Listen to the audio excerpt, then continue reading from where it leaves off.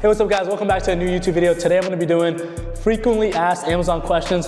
I posted a little ask a question on my Instagram. You guys ask the questions, I'm gonna be answering them. You'll be laughing at me, bro, too. The first question we have is, how passive is Amazon FBA? To answer the question is, at the start, Amazon FBA is not gonna be passive. Just like any business, you're gonna have to put the work in. But what you can do is, when you're scaling it up, you could delegate some of the tasks to other people. Like you could hire a VA. Me, I have a virtual assistant that I pay $300 every month. He does my admin work for me. He does my refunds, returns. He talks to all the customers. And he helps me source my products. And he just does any of the stuff I really just don't wanna do. And I just make sure I do all the needle moving stuff in my business, right? So another way that I've delegated my Amazon business was I chose a prep center, right? So at the start, I was doing all my prep, I was prepping the items and I was making good profit. But at some point, I was spending all my time prepping and not spending more time actually buying the inventory, which was kind of put my business at a kind of like a halt, right? So to break through that barrier, what I did is I worked with a prep center. I had a whole agreement with them, and what they would basically do is, with online arbitrage, what I would do, because this is only for online arbitrage, retail arbitrage, you can't really delegate it like this. Retail arbitrage is basically when you're starting out, but with the end goal is to not have to go into stores. Obviously, you guys are gonna have to go into stores when you're starting out. Retail arbitrage is the best way to learn, and it has the best margins, right? You could have 40 to 50% margins with retail arbitrage, right? So what I basically did is I'm ordering my products from this computer. Let's just say today, for example, I spent $3,000 on inventory on this computer and I sent it to the prep center. With the prep center, they prep everything for me. They list it into my Amazon seller account and they handle all the logistics for me. All I do, they send me an invoice on the 15th and on the 30th, and all I have to do is pay the FBA prep cost. Obviously, it has to make sense for your business, right? If you're finding products that you don't have that much space or margin on those products, you're not gonna be able to get a prep center because you don't have enough space. But once you get really good and build the skill of online arbitrage, sourcing products online, then that is something you could obviously look at. So the main point is just build your skills and then find things to delegate and make sure you're only doing high ROI tasks. The question is how to get ungated. With getting ungated, I see a lot of people overcomplicate this. I made a full YouTube video. Let me pull it up. I made a full YouTube video, just in-depth sharing my screen. Me and my students, we're not really worried about that anymore, but I see a lot of beginners have that issue. So if you guys go to this YouTube video, but I'll give you a brief explanation. Getting ungated, so with Amazon will gate you for most of the listings when you're starting out, because think of it from Amazon's perspective, right? If you could get on Amazon and just sell whatever without showing supply chain, without showing an invoice that you actually brought it from a good distributor or a good retailer, then you could get on there and sell the most fakest stuff, right? So Amazon is really strict with ungating. So the most easiest way to get ungated is a target invoice. Target invoices work really good. Ungated for subcategories like pet foods, groceries, apparel, things like that. But a big mistake that I see a lot of people make is they put a big focus on getting ungated for brands without finding a profitable product. What you wanna do is you wanna find a profitable product first, then try to get ungated for it. The question is, how do you deal with returns and bad reviews? So returns are gonna be inevitable, right? What you're gonna do if you really don't like returns is you're gonna wanna look at the subcategories and look at the return rates. So apparel, like people tend to return clothes more. That's why I recommend my mentees start off with grocery, because you can't return groceries. So that'll help your margin. But obviously, if it makes sense for you, like if you're selling these Nike shorts for $15 and it's 60% ROI, then you could take out like 10%, or you could adjust the math. Right? Bad reviews is just obviously just giving a good customer experience, right? Making sure your packaging is good, making sure the package is stable and everything is okay. And yeah, just overall be more professional, treat it like a business, because it is an actual business. A lot of people treat it like a side hustle. They sometimes forget about it. But if you're professional and you're giving good customer service, you shouldn't have to worry about that. You should get 5-star reviews every single time. My fourth question I got is, what's the move for January? Should I transition into FBA or should I keep doing FBM?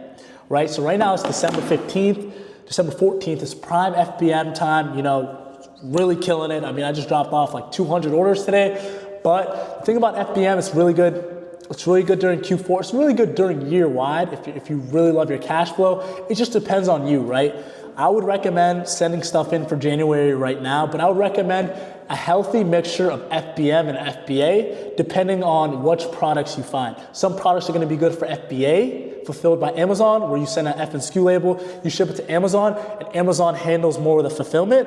And some products are going to be better for FBM, where you're fulfilling it yourself, fulfilled by a merchant, right? So you're just going to have to look at the ASIN or view the Keeper chart. If you don't know how to read a Keeper chart, I have a YouTube video right here explaining that. The fifth question I got was, how do I actually scale, right? How do I go from 5K months, 10K months, really that 20, 30, 40K that people really want to get to? You're probably not going to like my answer, but it's pretty easy. You just really need to do more of what you're doing. Do more buying, do more sourcing, spend more time in.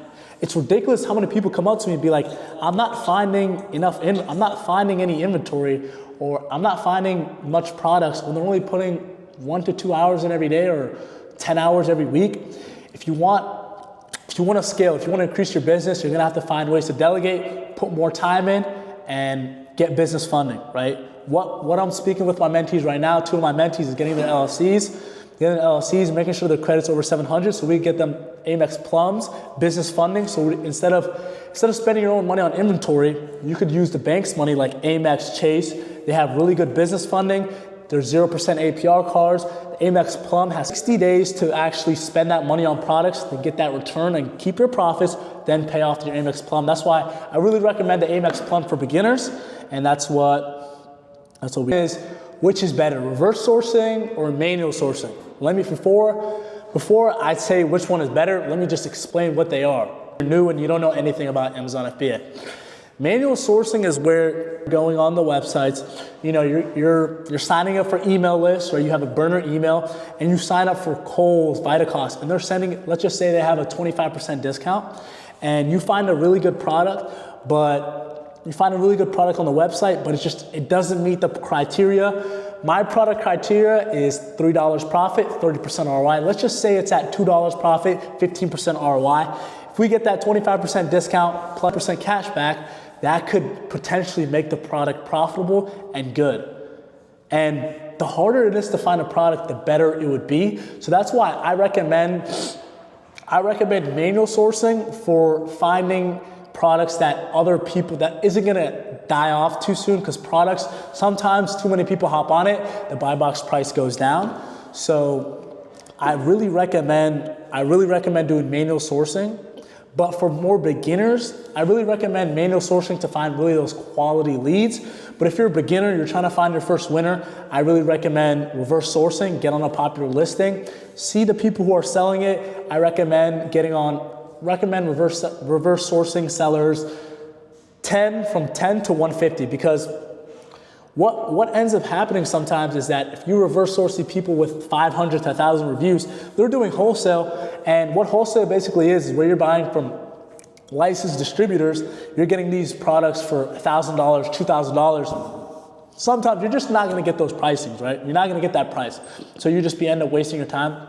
So I really recommend doing a mixture of both. Then once you get more skilled, you get more confident, you learn how to source a bit more. I recommend going 50-50. And then see which one you like more, pick one or two, or rotate between the other. Do you have a mentorship? I do have a mentorship for my one-on-one students. This is where I teach them how to start and scale their Amazon business efficiently. It's kind of funny, one of my mentees right now, Jean, she just hit her first 10K month, and it's already December 15th. She's really crushing it right now. We're aiming for 25K month with this Christmas rush. So super excited for that. And if you were thinking about starting Amazon FBA, or you're trying to scale your Amazon, because John, she already had her Amazon business. She's been trying for a couple of months. She's been stuck up at that 1-2K months. Like she had like some bits of data, but She needed somebody to just really put it together. So if you tried Amazon but you failed, you couldn't get engaged, you couldn't find profitable products, or you had so many questions, because the Amazon learning curve is steep, but it's very much worth it. If you're interested in that, I'll leave a Calendly link in the bio. You can book a call with us, see how we could help you. And yeah, I do have a mentorship. I do have a free Discord. I do have a free Discord in the bio too. We're always in VC, always dropping value. So I'll also link it over here. And yeah. What I got is, what softwares do you need for Amazon FBA? Because there's so many softwares for Amazon. The two softwares that you need is Keepa and SellerAmp. The others are really just add-ons. They're really just like, stuff that you could get away with. But obviously when you're scaling out, you're gonna wanna get them. But I mean, don't sleep on them. I've done over 50K a month just with SellerAmp and Keepa. And I know a lot of people that are doing 100K months just with Keepa and SellerAmp. So don't sleep on them. Don't feel a need. I know a lot of these people are advertising these other softwares. You don't need them. So that's pretty much. All right, guys, I'm gonna wrap up the video over here. Hope you guys enjoyed. If you gotta start Amazon FBA, but you don't know how to, I'm always dropping free value on the Discord and YouTube. 2 posts every single week. I'm gonna be consistent with it. Let's go. Appreciate you guys.